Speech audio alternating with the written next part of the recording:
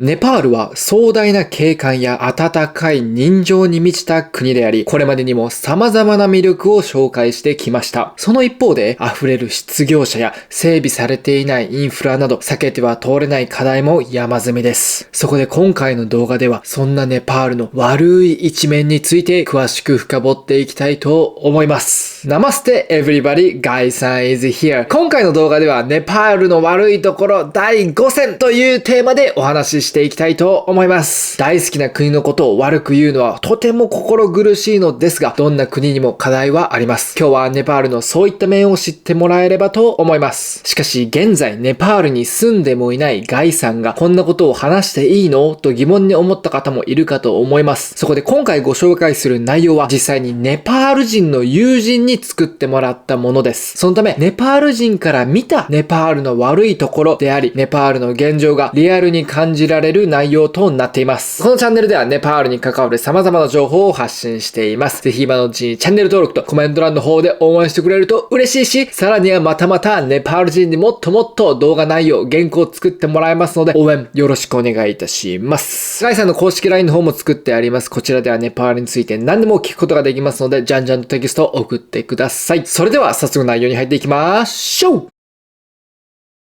では早速、ネパールの悪いところ、一つ目は高い失業率です。これまでの動画でも何度も触れてきましたが、やっぱりなといった感じでしょうか。現在、ネパールの労働人口は約700万人で、そのうち170万人が失業中です。毎日2000人の若者が職を求めて海外へ出ていきます。ネパールの正規部門における雇用は25から 30% と限られています。正規部門というのは国に登録されている事業のことであり、反対に露天商や靴磨きなど公式には登録されていない労働のことをインフォーマルセクターと呼びます。つまり4人に1人は失業中、2人は露天商や靴磨きなどであり、雇用されている人は1人しかいません。さらに雇用者の中でもパートやアルバイトなど正社員以外の人がたくさんいます。率直に言えばネパールは国民に最低限の雇用を生み出すことができていません。これが多くのネパールの若者が海外に出ていく主な理由です。政府はこの問題を解決するためいくらか対策を取ろうとはしてきましたが、全体的に不十分でした。露天商の存在は観光客にとってはその国の文化に触れられる要素の一つになりますが、衛生面や防犯面において問題になることがあります。しかし彼らは働き口がないから路上で稼いでいるのであり、決して好きで問題を起こそうとしているわけではありません。本人も働きたいと思っているのです。国がこのような人たちを支援するために雇用を増やすことで誰もが豊かに暮らすことができ、平和で安全な社会につながります。ネパールはその点においてまだまだ遅れているんですね。最近は国際労働機関 ILO が厚生労働省や中央統計局と協力し、ネパールの雇用を改善する計画を進行中です。特にインフォーマルセクターや若者の雇用に重点を置いています。人材の流出を防ぎ、ネパールの活性化につながることが期待されますね。はい。では、お次、ネパールの悪いところ2つ目は、先端技術に対する遅れです。ネパールは先進的な技術や道具の利用においてかなり出遅れています。自国での開発ができないため、ネパールで使用される物品の半分以上は他国からの輸入に頼っています。また、ネパールには国を支える基盤となる産業すらなく、インドからの輸入品に大きく依存しています。産業の立ち上げに必要な初期投資も足りていません。国際電気通信連合 ITU が2021年に発表した最新の報告書によると、ネパールは情報通信技術の開発指数が193カ国中142位でした。また、グローバルイノベーション指数においても、ネパールはイノベーションパフォーマンスの面で132カ国中111位にランクされています。つまり、現代社会の技術についていくことが全くできていないんですね。このまま放置していると、さらに取り残されてしまう可能性があり、早急な対策が求められています。技術の導入、教育、開発するための人材確保など、多くの面で遅れています。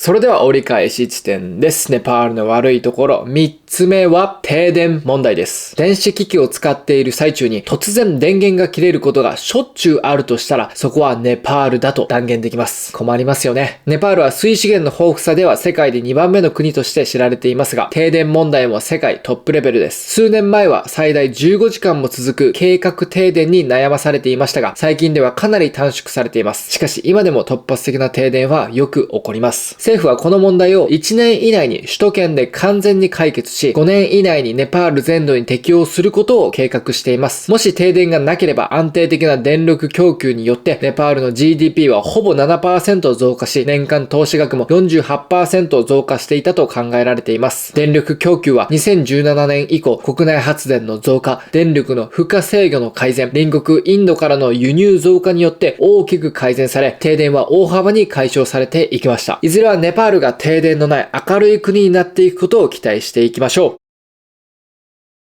それでは後半戦になります。ネパールの悪いところ、4つ目は野生の動物です。ネパールでは都会の繁華街で野生の動物を見かけることがよくあります。犬以外ではほとんどが牛です。カトマンズのどの道を通っても数分で牛に出くわします。そう、ネパールでは野生の牛や捨て牛が動物保護の観点で重要な問題にはなっていますが、この問題に真剣に取り組もうとする試みは少なく、長期的な解決には至っていません。ネパールやインドのほとんどの州では牛は神聖な動物であり、牛の屠殺は法律で禁止されています。牛はネパールの国獣として指定されていて、その神聖さを尊重しない者には厳しい罰則が与えられます。もちろん牛の肉を食べることはタブーとされているため、飼い主は使い物にならなくなった牛を路上に捨てることを選んでしまいます。しかしこれがネパールで多くの交通事故につながっています。政府はネパール全土でこの問題を取り締まる有効な手段を講じていません。最近になってようやくカトマンズ市長が効果的な対策を始め、路上からこれらの動物をすべて引き取り、郊外の牛小屋で飼育するとともに生きていくのに十分な食料と水を提供するようになりました。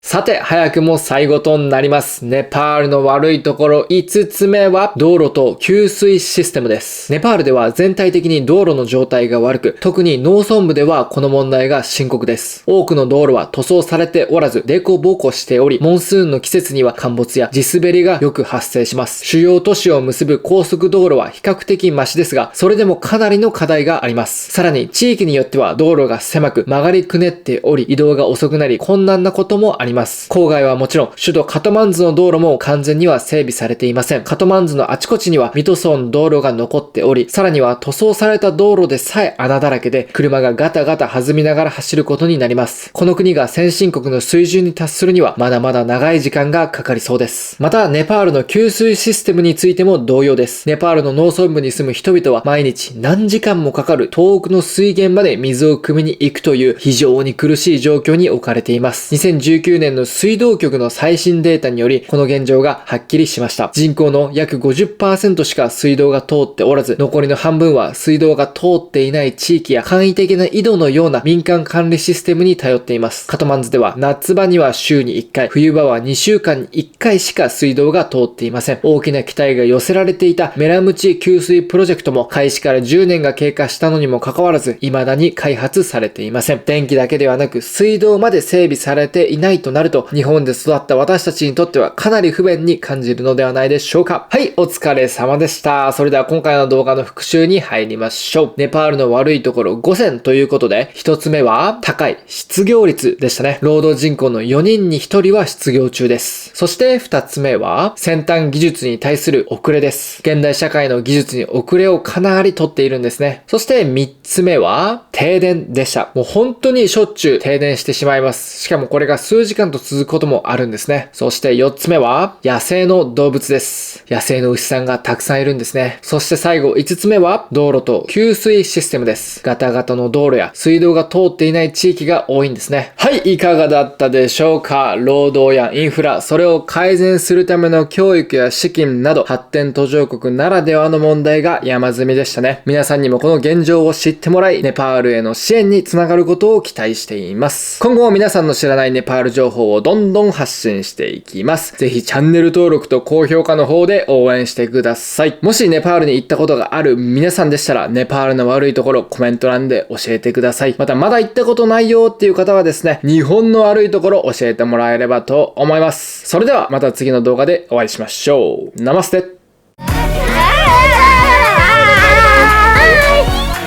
And please subscribe our channel and press like also. Share our video also.